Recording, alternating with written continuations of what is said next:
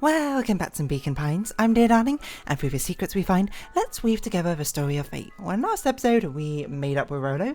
We're best buds now, and we're off to the treehouse to do some repairs, I guess? I genuinely would have thought you had a conversation about that, but... I don't know if there's anyone we need to really particularly talk to, I suppose, before we go to the treehouse. Oh, hold on. Can we talk to you again? Oh, that's a sign. Okay. Alright, let's, I don't know what we can do with these, balloons, but... Oh, I almost forgot. I ran into your Gran this morning. She asked me to give you this. Rolo handed Luka an unopened letter. Oh, interesting. I'll wait for you inside if you want to read it now. A letter? Luka, some things are going to happen that might be difficult for you to understand. I'm honest, I hardly understand them myself. But Things about to kick off, I think. I need you to know that I love you. Oh, Gran. None of this is fair to you. You have already lost so much. Oh my god, what is happening? I wish there was a simpler way forward. But if there is, I haven't thought of it. God knows I've tried.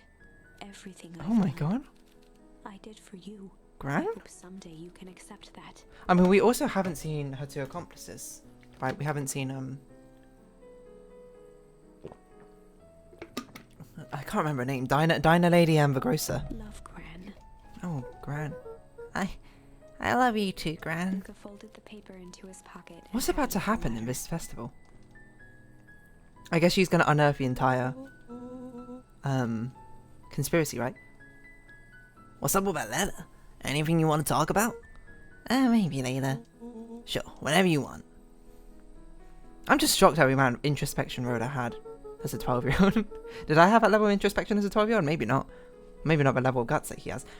You know, you really didn't have to go through all that trouble just to apologise. I know, but we've been looking forward to the festival for weeks. After I ruined everything with my big mouth, this is the best way to make sure you still had a good time without me. Rolo. Luka was at a loss for words. But Such a sweetheart. Words aren't always necessary. This is so heartwarming. I can't wait for us to be completely uprooted when we get yanked back into the main plot of weird conspiracy and bodily murder or something. Festival seems nice. Was nice? Yeah, we can still go. Nah, this is fine. Well, there's always next year. Ooh, too soon, too soon. Us? A distant rumble shook the treehouse. Oh my god. Sadly, this was untrue. Legit. Huh? Oh, what was that? Oh man, we missed the fireworks. Oh, did she blow up a factory? Fireworks. It was something the boys couldn't possibly comprehend. Something as old and cruel as time itself. Whoa? A bomb?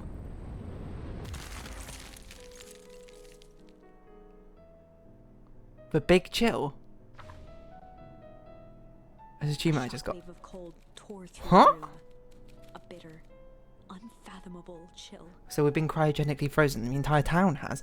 That's what the endothermic fire was. Before they could react, it encased them in ice. Two boys, reunited by friendship, only to be cruelly separated by a malevolence beyond reason. What is going on? So, our story ends on this melancholy scene. In a silent treehouse turned statuary. In a town brought low by its secrets, sits a pair of friends, alone, together. Aww. For the rest of time. The end. Obviously, that's a very unsatisfying way for that story. Can't be the ending.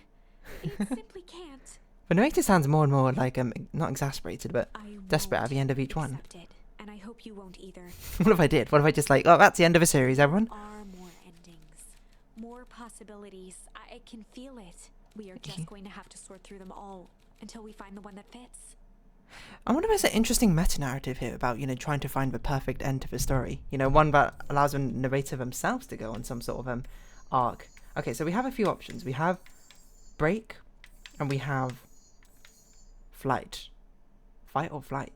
Interesting. I think flight sounds like it's going to progress stuff. This seems like the most intriguing to me because I want to see if we get more Beck.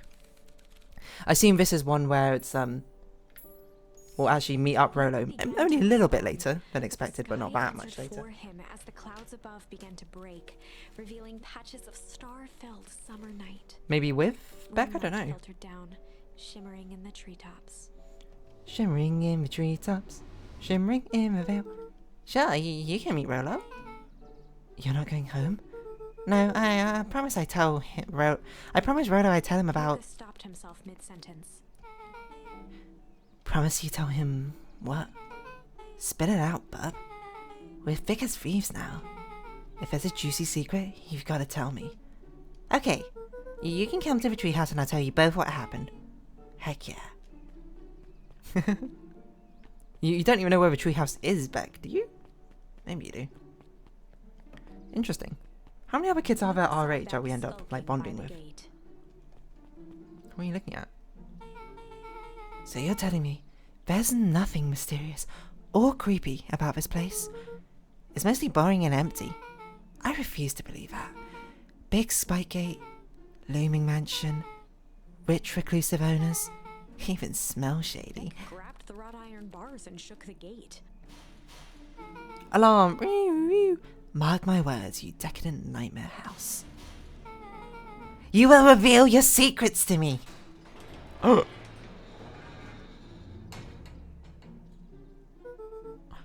What did you do?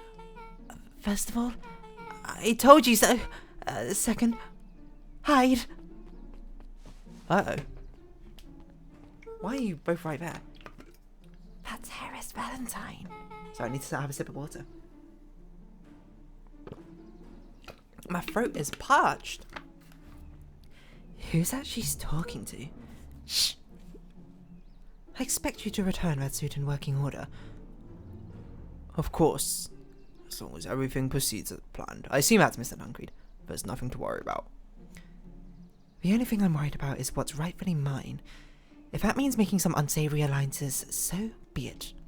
I couldn't agree more. Comes a time to suspend hostilities. I'll deal with our common threat. Now, this is what I'm talking about. His voice was an excited whisper. Proper shady stuff. Someone in a suit like that tried to grab me yesterday. Seriously? Shh. You do understand that when this all inevitably fails, I will deny everything? I wouldn't expect any less of you. You just worry about your part in this, and let me handle the rest. I can't wait to see the look on that Rube Kerr's face. Yes, the truth will come to light. I'm still surprised you're so comfortable with potential collateral damage. If it's one thing that I've learned, it's that change is painful. Whoa! What if this is one of Beck's mums? No, how would she get here before us? Wow, I was expecting shady, but that's just flat out supervillain talk.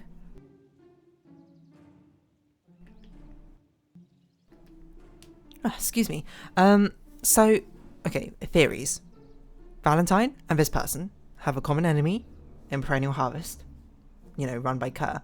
Unsurprising, Valentine and Perennial Harvest, we already know that we had a big rivalry. This person, under assumption, is Mr. Nuncreed because he seems to be in the know. Actually, that's a good question. Is Mr. Nuncreed on Perennial Harvest's side? Or is he on Valentine's side? That's a good question. Who else could you be? Gran?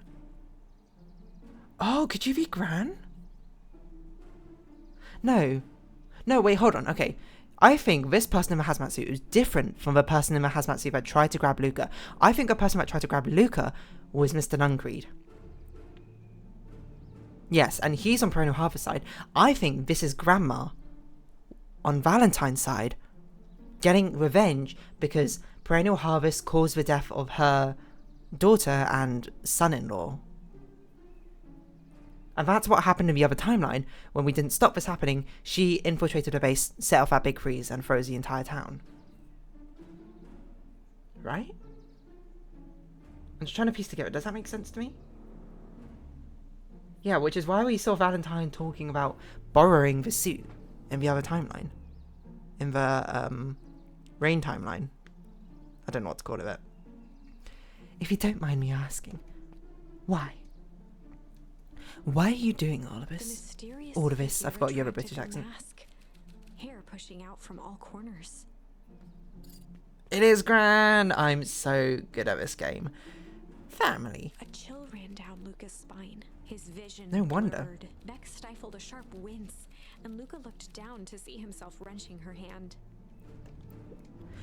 An answer I can certainly respect. Gran Put the tucked mask her back on, hair Gran. under the face mask. Why did you take your hair out of the face mask to do that for a dramatic reveal? Just remember, keep everything nice and normal until the festival. I don't need lessons in arousing suspicion. Gran gave Eris a curt nod and disappeared into the night. Yeah, because we know, this is like a dramatic irony, we know that that was not Gran in the hazmat suit that grabbed Luka, probably, because otherwise the story wouldn't have ended there, I assume, but... Chapter 5. What big ears you have. Grandma, what Luka big ears sat you have. shivering in the bushes, staring at Interesting. his feet. After checking to make sure the coast was clear, Beck gave him a gentle tug on his sweater. Bet you don't even know what you got yourself into in this first day of being our friend. What's wrong? You look like you've seen a ghost. Why were you so scared of that old lady in the hazmat suit?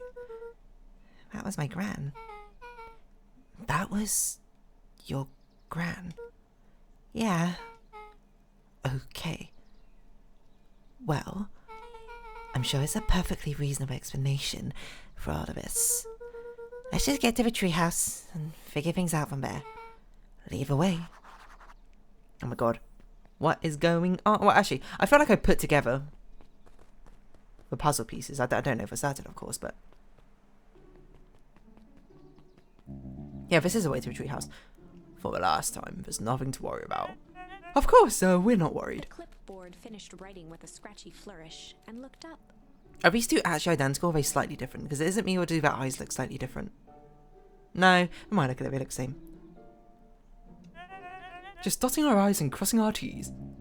Or maybe try minding your P's and Q's. Mr. Nuncreed, arms crossed over his paunch, gave an exhausted sigh. If there's anything you need knowing, you'll know it. Absolutely. If you just sign here and acknowledge everything is accurate, we'll be out of your hair in a flash. Oh, for the love of... He snatched the pad and scribbled his name so hard the pen nearly snapped. Jesus, calm down, dude. There.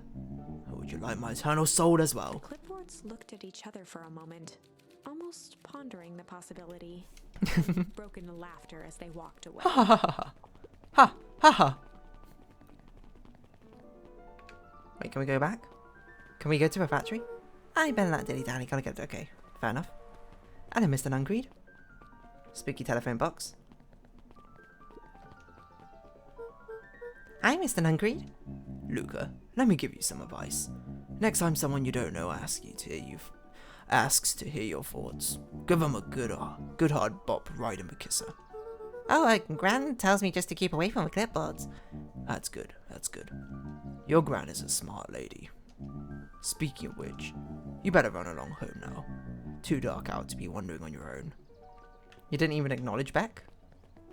You weren't like, who's this random person I've never seen before? Well, I don't know, maybe I've seen Beck before. Everyone's out and about. The answers you seek will be revealed to you in due time. The question is, the figure intoned, are you prepared to live with the truth? That our father is Sharper Valentine. Ah! I don't know. That Perennial Harvest and Valentine are the same people. That Rolo was behind it all and he was faking it. To about in that timeline where he was thinking, well, he was not thinking of dying, where he was going to die. Another day, another dollar. See you tomorrow, Z. Have you noticed how other Perennial Harvest folks order the same drink? Decaf cappuccino with extra foam. Why? I don't know. I just thought it's a little odd. Pretty weird for sure. Well, the customer's always right. See you bright and early tomorrow. Can't wait. Can we go see Dawn? Did you see that? For a split second, we got borders. Oh, it's just some of the screens have borders on the... Oh, Dawn's out about somewhere. Have borders on the... when we're on it. Like, you see, no border. When we go to this one, very slight, 1 pixel border. Wild, huh? Okay, we can't sneak in. Maybe we can say hi to you lot? William Kerr and Gus Valentine proudly surveyed the half-covered festival banner. Despite the fact you're enemies, right? Sorry, I need more water.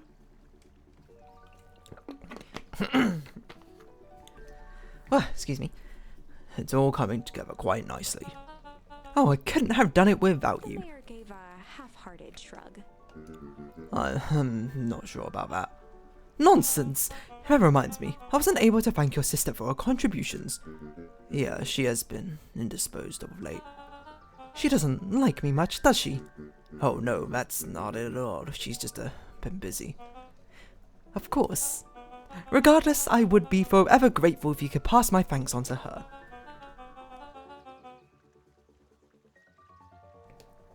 The History Museum adds a real air of import to the whole affair, and we couldn't very well celebrate the story of Beacon Pines without including the Valentines. My father was a great man. You're darn tootin' he was. Kerr locked his arm on Gus's shoulder. But I mean the entire Valentine family. Quite a charmer you are, aren't you? Present company included. Can I ask you something, Mr. Kerr? Call me William. Ask away. William, why are you doing all this? Gosh, I've never felt one needed a compelling reason to throw a party. Not just a festival. All of this. There's gotta be 100 down on their luck towns out there. Why is Perennial Harvest so invested in helping Beacon Pines? You know what I love most about the agriculture business? Seeds. Seeds? Seeds? Yep, little bundles of potential. With a glimmer in his eye, Kerr gestured grandly toward the horizon. Okay. You treat a seed right, nurture it, feed it, and it can grow into something truly special. You see potential here. Undoubtedly. The seed of greatness is already under our feet. All it needs is a little nudge. And the right leadership, of course. Oh. Good night, Mayor Valentine. Bye-bye. You sleep in the business? Sleeps in the business. Yo. Okay, better not dilly-dally. To the treehouse. Oh, this is nice. Yeah, the treehouse is a little further on from here. So what's your buddy Rolo like? Rolo? He's Rolo. Not particularly helpful. Sorry, I just never thought about it. Lots of energy. He's funny, even when he's not trying to be. Things have been tough for his family since the foul harvest. It's about damn time you tell me what this foul harvest thing is. It's a kind of long story. Hit me with the highlights. Okay, there used to be a fertilizer company here called Valentine's. They were kind of a big deal. Ooh, big deal fertilizer. It was a big deal to us. Their stuff really worked. Farmers loved it. So Valentine's grew, and Beacon Pines pretty much grew around it. Most everyone in town either worked for Sharper Valentine or used his fertilizer. Things were good. I'm sensing a big, but around 6 years ago, Sharper Valentine suddenly died, and something changed. Changed how? Could have been a bad batch. Maybe it's in the water, or air, or soil. Nobody knows. But all the crops died, and everyone blamed the Valentines. The foul harvest. Yeah. Valentine's fertilizer went out of business. Half the town lost their jobs. Sheesh. Or was it sheesh? Sorry. The next year the crops came back, but something was different. You plant a crop, do everything right, and it's sort of a crud shoot when it happens. And no one knows why. Nope. I take it Rhoda's farm got the short end of the stick. Yep, for some reason their farm was hit harder than the others. That sucks. Things have gone better since Perennial Harvest came to town. The Beacon Pines Reborn Initiative. Yep, the first thing he did was give the town a deep scrub. They even put us up in hotels one town over for a week while they decontaminated the groundwater. Huh. We better get going. That's not suspicious of the slightest. You know, don't even worry about that. I think we'll save that treehouse visit for Rolo for next time. I don't know if there's a way I can probably save a thing, because I've been increasingly finding every time I do this that 8:42, that's about 2 minutes ago. You can see when I recorded this video, so very far in advance.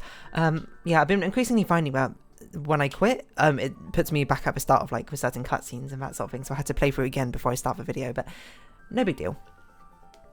So things are very much heating up, I think, in this. Who knows where it's going to go. I suppose we'll find out next time.